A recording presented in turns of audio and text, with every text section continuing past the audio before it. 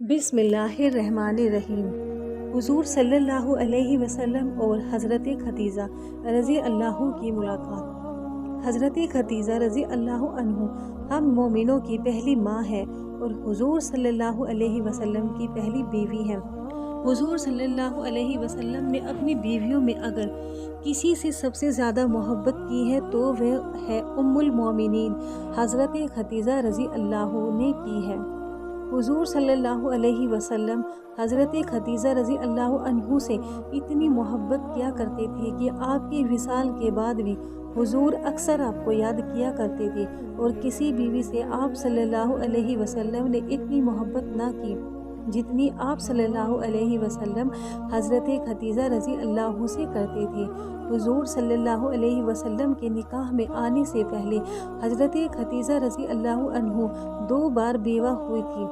पहले शोहर के इंतकाल के बाद आपने दूसरा निकाह किया और फिर जब आपके दूसरे शोहर का भी इंतकाल हो गया तो आप रज़ी अल्लाह अन्हु 2 बार शोहर के इंतकाल और बेवा होने का गम बर्दाश्त न कर पाई और आप रज़ी अल्लाह अन्हु ने ये फैसला लिया था कि अब मैं ज़िंदगी में फिर से किसी मर्द से निकाह नहीं करूँगी।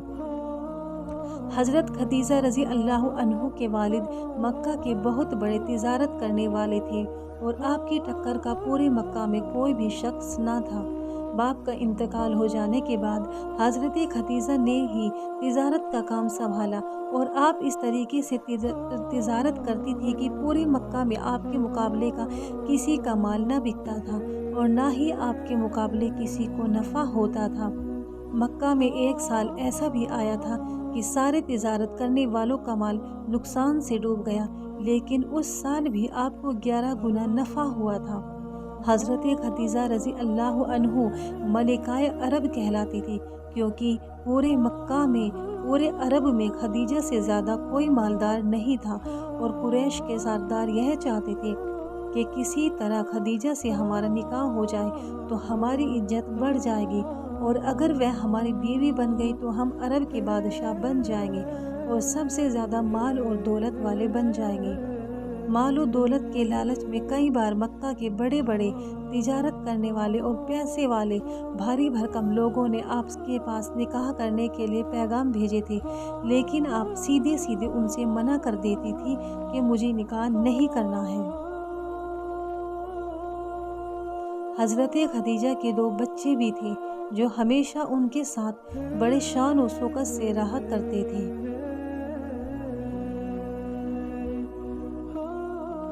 दोस्तों, आपको जानकर हैरानी होगी कि जिस ज़माने में लोग नंगे होकर काबे का तवाफ़ किया करते थे, जिस ज़माने में लोग बेहया और बेशर्म थे कि अपनी माँ और बहनों से जीना को गलत ना समझते थे, जिस ज़माने में काबे के अंदर बुत रखे हुए थे, अभी शरीयत के अहकाम या औरतों के पर्दे के अहकाम नहीं आए थे, उस ज़माने में भी हज़रत खदीजा रज़ी अल्लाह पर्दे की हालत में रहा करती थी।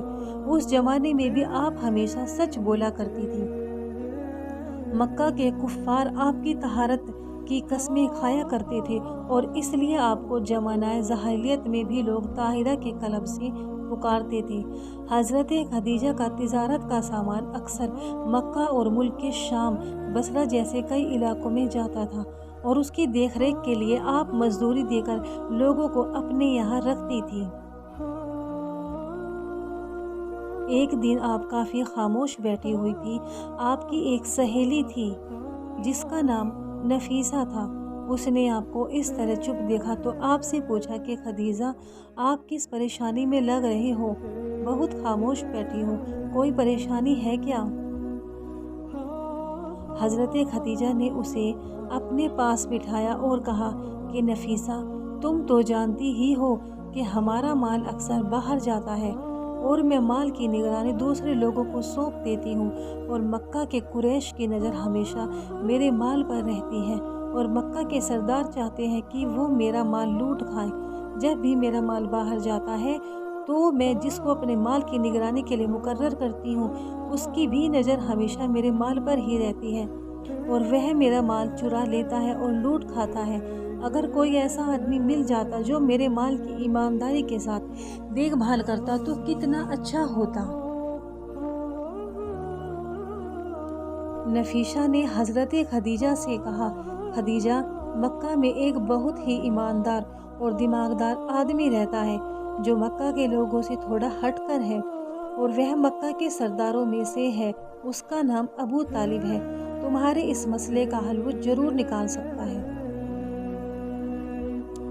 خدیجہ، تو ان کو بلا کر ان سے بات کر، وہ تیری پریشانی کا حل ضرور نکال دیں گے۔ حضرت خدیجہ نے نفیسہ کی بات پر مکہ کے سردار جناب ابو طالب کو بلوا لیا اور ان سے کہا کہ ابو طالب، تم مکہ کے سردار ہو اور میں ایک بیوہ عورت ہوں۔ میرا تجارت کا سامان اکثر باہر جاتا رہتا ہے اور میرے مال پر لوگوں کی نظریں رہتی ہیں کہ وہ میرا مال لوٹ کھائیں۔ ایک سردار ہونے کے ناطے کیا تمہارا یہ فرض نہیں بنتا کہ تم میری مدد کرو؟ جناب ابو طالب نے حضرت خدیجہ کو بھروسہ دلایا کہ خدیجہ، تم پریشان نہ ہو، جو لوگ تمہارا مال لوٹنا چاہتے ہیں میں ایسا انتظام کر دوں گا کہ وہی لوگ تمہارے مال کی رکھوالی کریں گے۔ جناب ابو طالب کعبے کے صحن میں گئے جہاں بہت سے لوگ بیٹھے ہوئے تھے۔ آپ نے ان سے کہا کہ اے لوگو، کیا تم نہیں چاہتے ہو کہ تمہارے مال میں زیادہ منافع ہو؟ کیا تم نہیں چاہتے ہو کہ تم مالدار ہو جاؤ؟ لوگوں نے جناب ابو طالب کی بات سنی تو ان سے سوال کیا کہ بے شک ہم لوگ چاہتے ہیں کہ ہم مالدار ہو جائیں، لیکن یہ کیسے ہوگا؟ جناب ابو طالب نے ان لوگوں سے کہا، تم لوگ جو اپنا مال الگ الگ بیچتے ہو، اس سے بہتر یہ ہوگا کہ تم لوگ عرب کی ملکہ خدیجہ سے پارٹنری کر لو۔ ابو طالب کی یہ بات سن کر لوگ ہنسنے لگے اور کہنے لگے کہ آپ کیوں ہماری غریبی کا مذاق بناتے ہو؟ ہمارے پاس اتنا مال کہاں ہے کہ عرب کی ملکہ ہمارے ساتھ پارٹنری کریں؟ جناب ابو طالب نے ان سے کہا کہ ضروری نہیں کہ جتنا مال خدیجہ لگائے اتنا ہی مال تمہیں لگانا ہے، بلکہ تمہارے پاس جتنا مال ہے اتنے مال کی پارٹنری تم خدیجہ سے کر سکتے ہو، اور اتنے ہی مال کا نفع وہ تم کو دے دیا کرے گی، اور اس سے تمہارا مال بھی جلدی بک جایا کرے گا اور منافع بھی بہت ڈھیر سارا ہوگا۔ وہاں کھڑے لوگوں کو یہ بات بہت پسند آئی اور انہوں نے جناب ابو طالب سے کہا کہ ہاں، اگر ایسا ہو جائے تو بہت ہی اچھا ہوگا۔ جناب ابو طالب نے ان لوگوں کی بات ملکہ خدیجہ سے طے کرا دی، اور پھر اس کے بعد جس کے پاس جو بھی مال ہوتا تھا وہ خدیجہ کے مال میں ملا دیتا تھا، اور جب مال بیچنے کے لیے قافلہ جاتا تھا تو وہی لوگ جو مال لوٹ لیا کرتے تھے وہ آپس میں کہتے تھے کہ اب یہ مال صرف خدیجہ کا نہیں رہا بلکہ اب اس میں ہمارا بھی حصہ ہے، تو دھیان سے کوئی مال کو چوری نہ کرنے پائے۔ اگر اب اس مال کی اور کسی نے آنکھ بھی اٹھا کر دیکھی تو ہم اس کی آنکھیں نکال لیں گے، کیونکہ یہی لوگ پہلے خدیجہ کا مال چرایا کرتے تھے اور اب یہ خود ہی خدیجہ کے مال کی دیکھ بھال کرنے میں لگ گئے تھے۔ اور اس طرح سے جناب ابو طالب نے اپنے دماغ کا استعمال کرتے ہوئے حضرت خدیجہ کی یہ پریشانی دور کر دی۔ حضرت خدیجہ جناب ابو طالب کی اس عقل مندی پر بہت خوش ہوئی اور مسکراتی ہوئی کہنے لگی کہ ابو طالب، تم نے میرا مال مکے تک تو محفوظ کر دیا، لیکن میرا مال صرف مکہ تک ہی نہیں بکتا بلکہ میرا مال شام جاتا ہے، بصرہ جاتا ہے، یمن جاتا ہے۔ وہاں میرے مال کی دیکھ بھال کون کرے گا؟ اس کے لیے بھی کوئی انتظام کر دو۔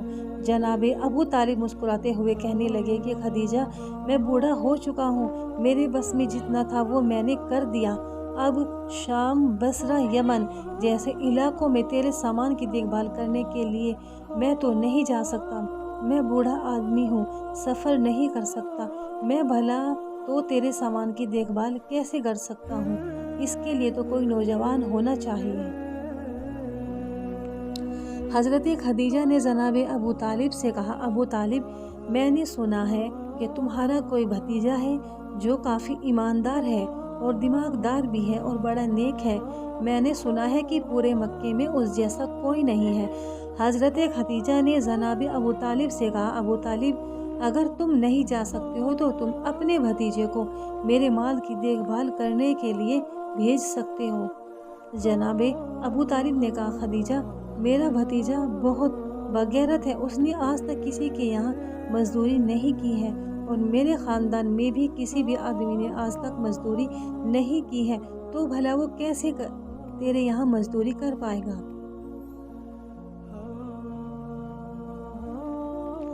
हज़रत खदीजा के पास और कोई ऑप्शन नहीं था, क्योंकि बाकी मक्का के लोगों पर उनका विश्वास बिल्कुल भी नहीं था। तो हज़रत खदीजा ने जनाब अबू तालिब से बहुत इसरार किया कि कैसे भी करके आप अपने भतीजे को मेरे सामान की देखभाल करने के लिए भेज दीजिए, आप मेरी परेशानी को समझिए। हज़रत खदीजा की इन बातों को सुनकर जनाबी अबू तालिब ने कहा, ठीक है, मैं उससे बात करके देखता हूँ और मुझे यकीन है कि वो मजदूरी के नाम पर तो तुम्हारे यहाँ बिल्कुल भी नहीं आएगा, लेकिन एक बात पर वो जरूर मान जाएगा। हज़रत खदीजा कहती है, कैसे भी करके आप उसको राजी करिए।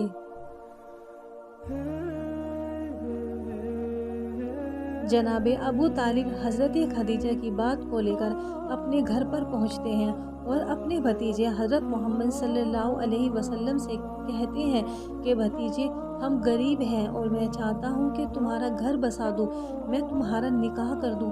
अरब की मलिका है खदीजा, उसका माल मुल्क शाम, बसरा, यमन जैसे इलाकों में जाता है और उसकी देखभाल करने के लिए उसने मुझसे तुम्हारे लिए कहा है और कहा है कि अगर तुम उसके यहाँ उसके माल की देखभाल करने के लिए जाओगे तो वह जितनी मजदूरी और लोगों को देती है उसकी दोगुनी मजदूरी तुम्हें देगी।